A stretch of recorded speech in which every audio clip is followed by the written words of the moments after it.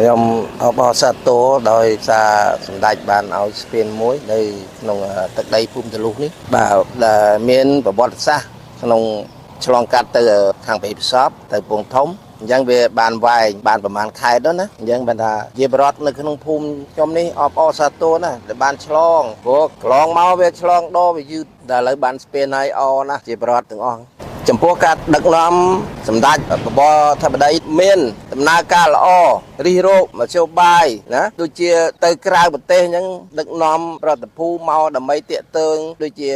រោងចក្ររោងអីហ្នឹងមកដើម្បីឲ្យប្រជាពលរដ្ឋយើងមានការងារធ្វើដូចជាស្ពានអីអញ្ចឹងមិនដែលទេនិយាយរួមខេត្តកញ្ចេះមិនដែលមានស្ពានណាឆ្លងកាត់ទន្លេទេអញ្ចឹងបានថាយើងត្រូវអបអរសាទរជាមួយសម្ដេចដែលមានកិត្តិយសជាម៉ែជាឪខ្ញុំ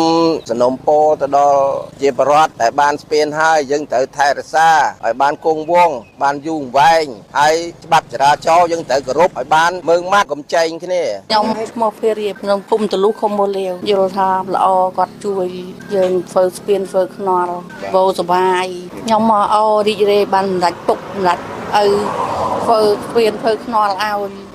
អង្គធ្វើរីករាយចាសួរលក់ដូរសុខសប្បាយចាខ្ញុំអរគុណដល់សម្ដេចពុកសម្ដេចម៉ែដែលបាន